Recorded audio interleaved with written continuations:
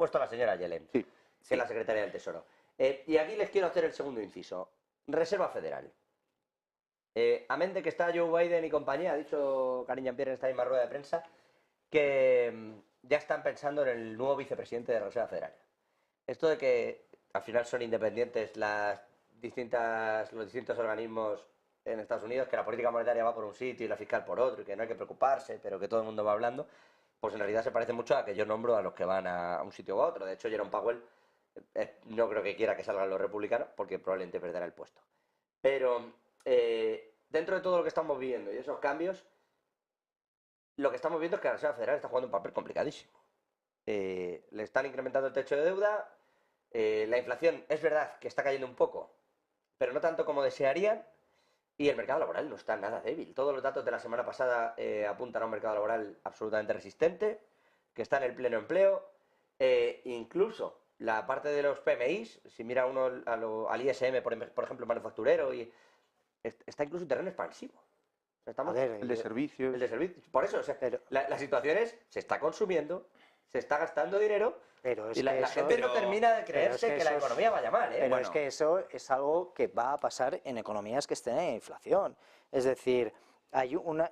lo que estamos viendo... Pero cuando tú pones los tipos, cuando tú elevas los tipos fuertes, lo que quieres es que eso no pase. Ojo, pero es que estamos jugando... No es instantáneo. Pues es instantáneo, pero digo yo que en 7 meses... No, pero, perdona la interrupción, no, por favor. 5%, cuando la inflación en Estados Unidos superaba el 5%, se han tardado cerca de 6, 7, 8 años en bajar la inflación de ese 5%. Es decir, se tarda mucho tiempo en bajar la inflación a donde tú quieres, punto primero.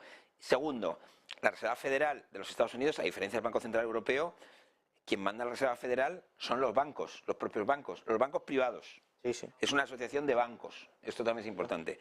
Y luego, sí que yo una veo... especie de político al frente. Nos van a dar, mañana me parece, mañana y pasado, hay unas declaraciones... Mañana ambos días, sí. En el Congreso y en el Senado de los Estados Unidos, y hay unos datos de empleo el viernes, pero sí se ve cierta desaceleración, es decir, es verdad que está por encima de la media histórica de esos 100.000 puestos de trabajo nuevos cada mes, que se espera en torno a 220.000, 230.000, pero está por la mitad de los 500 y pico mil, que es el último dato. Es decir, sí que se observa cierta desaceleración. Bueno, yo mirando otro dato a este respecto, que son las peticiones semanales de subsidio por desempleo, nunca alcanzan las expectativas, siempre se piden menos. Ahora, Sí, O sea, sí, sí. no están consiguiendo que Pero es que hay que recordar una cosa, hay que tener en mente, la Reserva Federal tiene dos objetivos: uno, inflación; dos, mercado laboral, el empleo que hay en Estados está Unidos. demasiado fuerte, varios miembros de la Reserva Federal. Bueno, pero es que hay varias cosas que también hay que tener. Lo que se crea es la ilusión monetaria, es decir, regar el mercado de dinero, y ahí lo que lleva es que la demanda agregada crezca y tenga que existir por la parte de la oferta, tenga que ir hacia un equilibrio. En este caso vemos que esto está sucediendo, va siempre hacia ese equilibrio, va hacia una demanda de empleo, necesita gente para cubrir esa demanda de productos y servicios existentes dentro del mercado laboral, dentro del mercado económico estadounidense. Y ahí esas correcciones que vamos viendo por la parte de la oferta se va dando. ¿A cuándo puede suceder el problema? Llegará un momento que eso reviente, esa ilusión monetaria va a reventar en algún momento. ¿Cuándo puede suceder? Yo creo que ahí, cuando tengamos una visión clara de la problemática energética. Lo que pasa es que Estados Unidos no tiene esa problemática actualmente. Claro. Es que ese es el tema. Eso es más un tema del BCE, que si queréis lo metemos también en la batidora. Bueno, sí, yo creo que hay que diferenciar un poco la situación estadounidense de la europea, pero en cualquier caso, respecto a Estados Unidos, tres cositas. Tasa de desempleo más baja de las últimas décadas, 3,5% de pleno empleo. Incremento de tipos más alto de las últimas décadas. Subidas históricas de la cantidad de empleados, y este jueves sale la demanda los datos de demanda de empleados, y el viernes sale los datos de empleo. Todos esperan pues que no se haya paralizado ni ralentizado. Y esto tiene que ver con, esta es la primera cuestión, ¿no? Es decir, la subida de tipos no ha generado una caída, primero. Segundo, Todavía.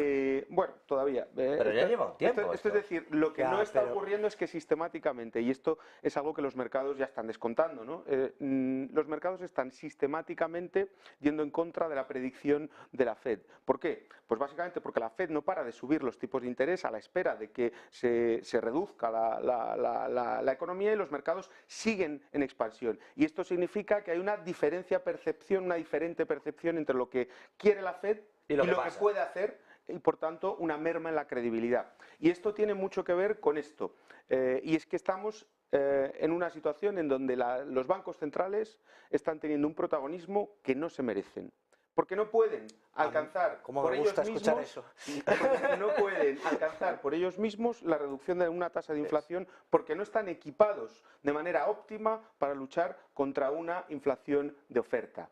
Están muy bien equipados para luchar contra una inflación de demanda. Subes los tipos de interés, bajas la economía y se reducen las presiones Y inflacionistas. la gente piensa que todo está de repente muy caro y no compra. Es muy difícil, y más en este contexto, para un banco central actuar en solitario para regular la inflación. Segundo elemento. Tercer elemento. Hemos entrado en el siglo de la política fiscal. Este es el momento de la política fiscal. Hemos venido de décadas de la política monetaria, y es ahora donde vamos a entrar en el protagonismo de la política fiscal. Fijaos que las mayores las reducciones de las presiones inflacionarias han venido por medidas fiscales o por medidas regulatorias, no por subidas de tipo de interés.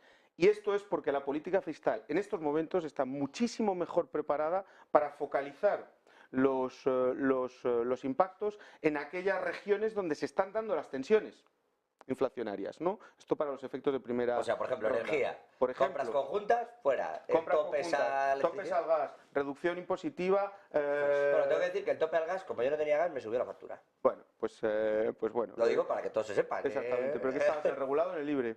Yo soy de los tontos, sí. Vale, pues. De toda la vida. Sí, de los tontos. ¿Pero de los tontos de ahora o de los tontos de antes? De los tontos, no fue Galán.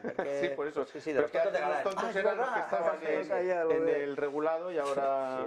Pero bueno, quiero decirte que y esto es interesante, ¿no? Creo que vamos a asistir en las próximas décadas a un incremento del protagonismo de la regulación y la política fiscal para luchar contra la inflación, porque claramente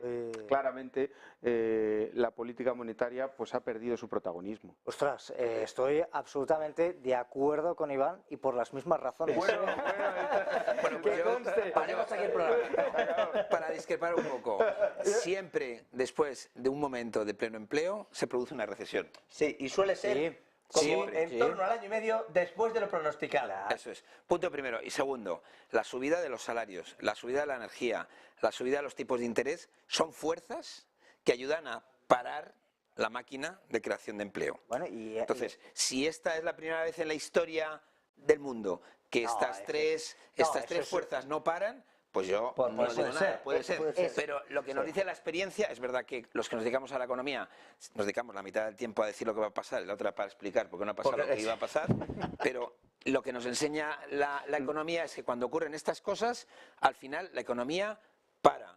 Es decir, pero es verdad, y ahí estoy de acuerdo también con Iván, que no es automático, no se produce. Pero vamos a ver, primero vamos a ver los datos reales, que esos nos los van a dar esta misma semana, y vamos a ver si baja yo ahí o no baja. añadiría una cosa, es que estáis describiendo la situación de Estados Unidos con Reagan, de regulación, rebajas fiscales, intentar que el sector privado pueda ser competitivo, hacer más barato todo lo que está produciendo, mercados y servicios, etcétera. Es que esa es la rebaja fiscal, esa competencia fiscal.